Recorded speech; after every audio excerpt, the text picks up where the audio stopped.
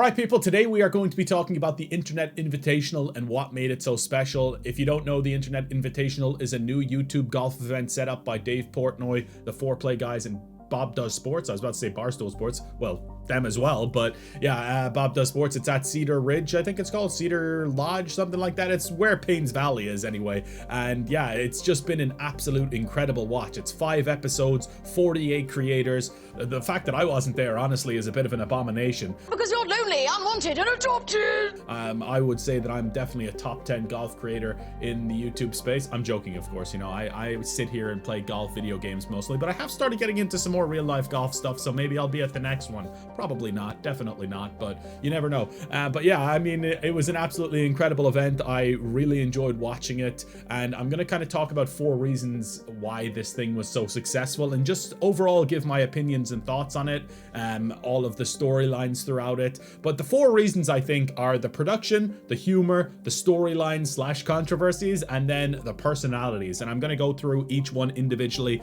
and talk about the different moments in the Internet Invitational that did make it so special. So this is kind of a new type of video for me. Usually I do PGA Tour 2K25 content, and I do some real life golf content here and there, but well, this one's a bit wayward.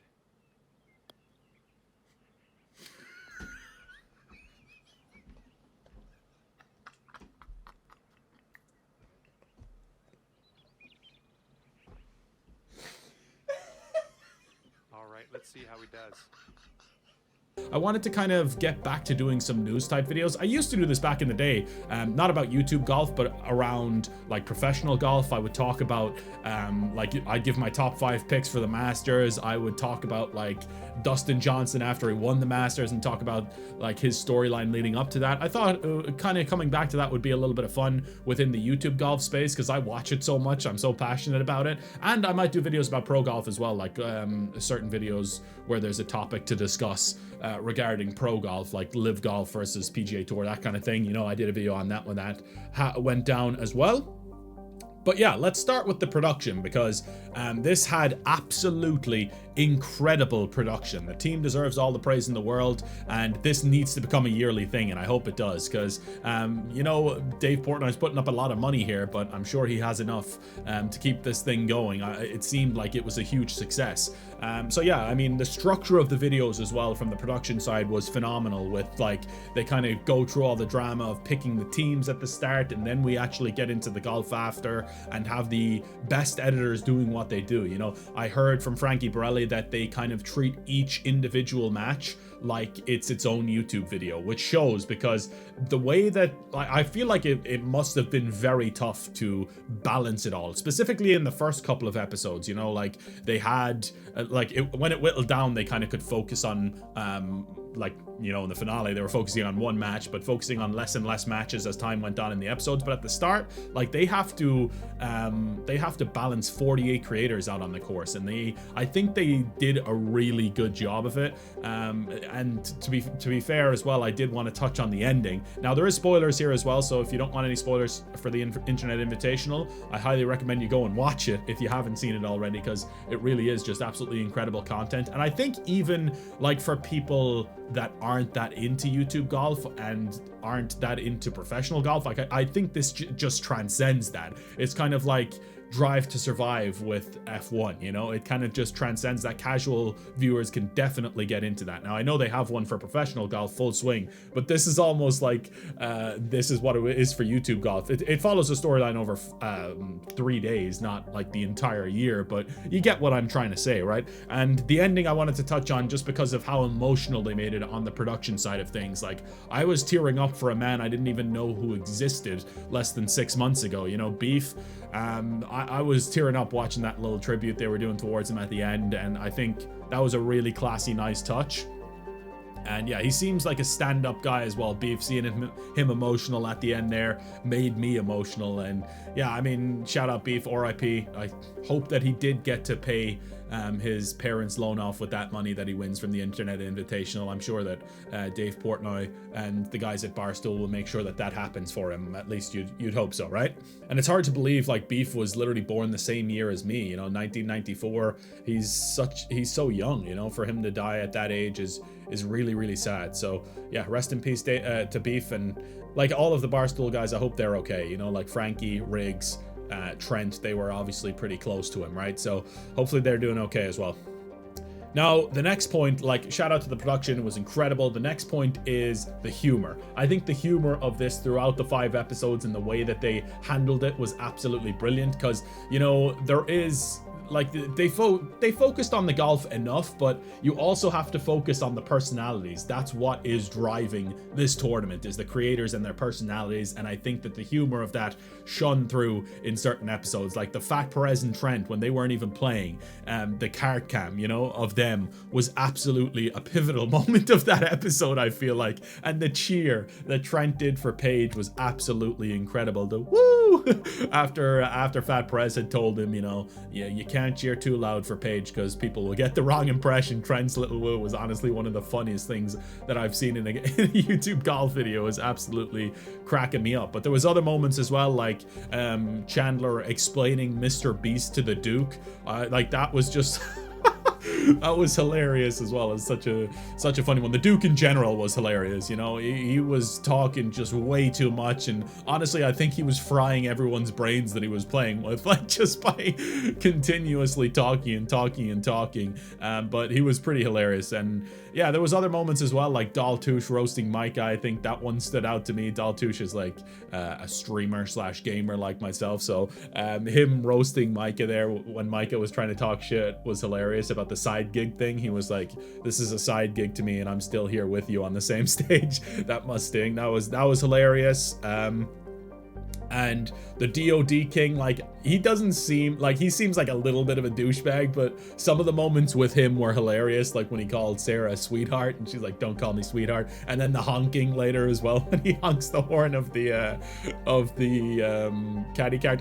I assume it was him. We don't know for sure, but I assume it was him. And then Fasoli as well. The Fasoli in I think that was in episode 4, right? That was absolutely hilarious. Him just running through that barricade was comedy gold. And the other thing that I found funny that's not really meant to be humorous is just everyone being so in awe of Brad Dalkey's game throughout this thing. It's absolutely hilarious seeing every time Brad hits a ball, everyone, you just hear Bob and you hear Cutsy just being like, oh my fucking god, dude. Everyone is just so taken aback every time that Brad hits a golf ball. It's just like, yeah, the man can play. I mean, if you didn't know that coming in, you do now. You know, that man is an absolute baller. And yeah, I'll get to Brad a little bit later on in the personality section that I'm going to be talking about, because I do think he stood out as like the class act. But first, before we get into that, I did want to touch on the storyline / the controversies. Now, I think they did a really great job of keeping certain storylines going throughout the 5 episodes. Like, you had the Frankie versus Dave thing the whole way throughout. Now, Dave just being an asshole, busting Frankie's balls the entire time. Frankie did bite back on a couple of occasions by holding some great putts and hitting some great shots in front of Dave, but then right at the end, Butter Knives Frankie comes out, and that was, honestly, it was tough to watch, because I really do like Frankie. I know a lot of people don't love the foreplay guys. I personally think they're great. I really like Frankie as a content creator. I think he's hilarious, and yeah, they might not be the best golfers in the world, but I think that is in and of itself part of their charm with their content. Is, you know, they're not the best golfers in the world, they're just living the dream, they're doing this thing and having fun out there. But yeah, I mean, the storylines we'll touch on. The first one, episode 1, it kind of draws you in right away with the biggest controversy probably of the tournament, which was the Luke Kwan sleeping in one. Like, the Luke Kwan saga, I do think this one personally was a little bit overdone and took away from the event a bit too much. Like, they focused on it a little bit too much, but I understand the idea, because the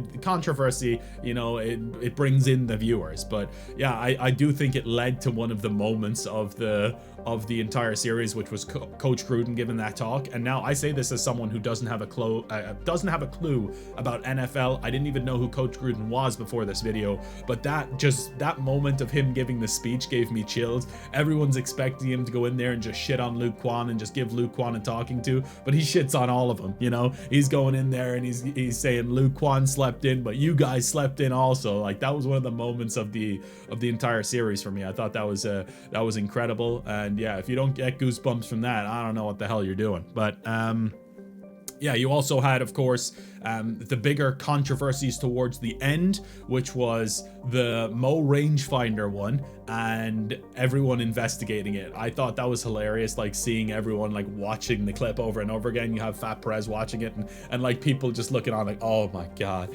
Like, I still do think that I don't want to dogpile on Mo. Like, I see a lot of people being like, kick him out of good and all this stuff. And I'm like, I don't know that I want to dogpile on him that much. Like, I do think it's incredibly suspect what he did. Even Bubby was calling him out, and Bubby, obviously, as a fellow good member and was his teammate previously as well, in the Internet Invitational. I think that was very telling. But I don't want to dogpile on because there's no conclusive evidence. You can see it there, like that he does make a movement, but there's no way I can guarantee it. I don't want to like question Mo's integrity because he did stand there and go hand to God that he didn't cheat. And to be honest, everything I've seen of Mo before that, like, he seems like a stand-up guy and he seems like a really nice guy as well, you know, like he seems like a nice guy. Now, I do think in this tournament he was kind of bending the rules a little bit. I don't think he was breaking them, but then maybe if he did do this rangefinder one, I think that is 100% over the line of the rules. Like, that was kind of crazy, and it didn't look good. I will say that much. It didn't look good, especially when you have your fellow good member saying, I don't know, man, like, I saw you reaching for it, and that was suspect. But yeah, the thing, like, there was almost moments throughout the series where I'm like, this honestly like has to be scripted almost, because it's like, it's too perfect. The controversies are just making their way into the tournament too perfectly, you know, like the Luke Kwan thing and the way they focused on that for episode 1 for so long. And then you have like so many different rules dramas throughout, and then you have in the final episode you have the Mo drama, and then on top of that you have the Paige drama where she was kind of like nestling down the ball, and then she started like hysterically crying when she got called down on it. And I do kind of feel bad for Paige because everyone's dogpiling on her now, like saying that that's like, you know, oh, she didn't, like, it was like a reaction that she got caught, like. But I can understand it. Like, she just seems like she's maybe an emotional person, and there's a lot of people like that will just cry out, you know, very easily. I do think definitely she shouldn't have done that, and she got caught doing something she shouldn't have done. But I think throughout the entire series she's been great, personally, like, and she's been great with her teammates as well. Like with Frankie, I think she was lifting him up. She's been a positive influence for most of the tournament, but you just can't do stuff like that. And Peter called her out on it, Peter Finch, who I love, by the way. But yeah, I mean, you just can't do that, right? Now, you can't really see, you can see like she kind of pats down the grass in front of the ball, and maybe like I'll give her the benefit of the doubt that she thought like in YouTube rules you can do that. Obviously, if it's a professional tournament, you're not going to be doing that, but the fact that she was calling out Francis for having never played professional before, like a few holes before, was just really bad timing for her as well. Like, it made her look a lot worse in that regard. But yeah, the other only storyline I can think of that I wanted to touch on is Dave's offers as well, and kind of how that kind of leads into me talking about the personalities. We'll start with Bubby. Like, he was turning down a lot of extra money just for the team, and he was like, Bubby, I think, showed great character throughout. Overall, it was very interesting seeing him unfiltered as well, compared to Good, where they're like PG. Like, Bubby was literally swearing in every single sentence, man. Like, you heard Bubby was like, I'm not fucking playing about this shit, man. I just want to do fucking well for the team. Like, every sentence there was a swear word, so it was kind of interesting to see that.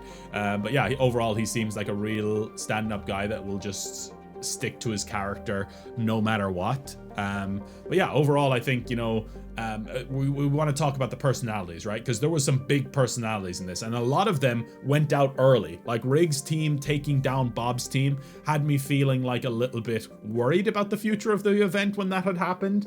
But it actually ended up working fine, you know. Losing big personalities didn't really kill the momentum. Like, you lost Sharf, you lost G-Rat, you lost the Bob Does Sports guys really early, and even like the Brian Bros as well. Well, George got a little bit further on, but it really didn't kill the momentum at all. And I think having the Bob Does Sports guys around and still watching, and Garrett and stuff still watching around the place, was a huge plus as well, especially like seeing Cutsy and Bob like kind of getting involved in all of the matches was really, really cool. Yeah, the personalities in general throughout this were great. Like, a lot of people that I didn't even know, like Chaz, I didn't have a clue who he was coming into this thing, and he was absolutely on fire the first few days, and he was firing people up. His personality was really energetic. I do think he kind of lost a few points for me in the match against Bubby and Mo, because it just seemed like he was really being a stickler for the rules there, and kind of, I don't know, it kind of lost a few points for me there, just the way he was acting towards them.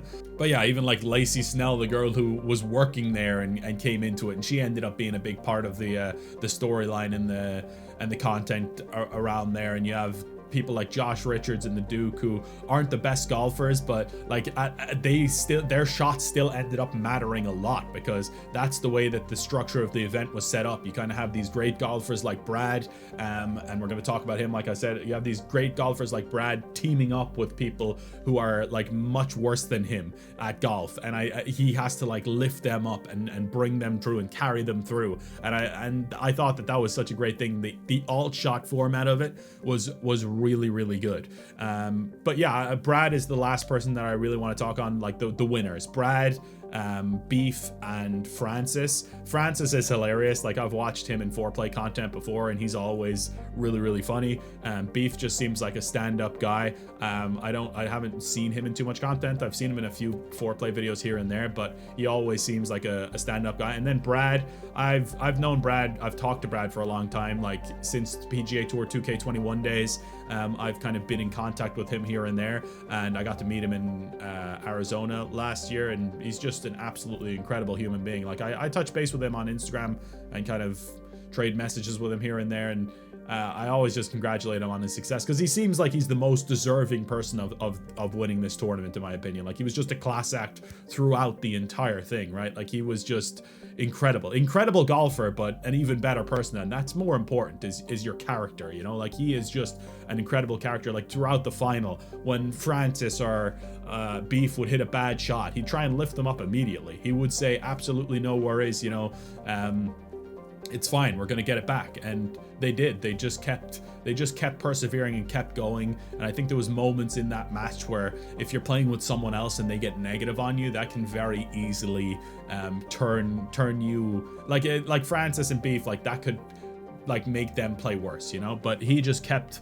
lifting them up, and I'm so happy that he ended up winning in the end. I felt bad for Frankie on the final one with the little butter knife across the green. Like, I do love Frankie, and I think he gets a lot of undeserved hate, but I was really happy to see Brad's team win. And like I said, it was super emotional at the end there with Beef crying, and kind of just the little tribute they did for him. But yeah, like I said, couldn't happen to a better person, and I'm sure that he will be back playing in some tour events soon, because I think he's got the game for it, and you know, he's got the mentality for it now as well. It seems like, you know, having YouTube Golf behind him, he's talked about it himself as well. Like, I think that just does give him the little bit of buffer.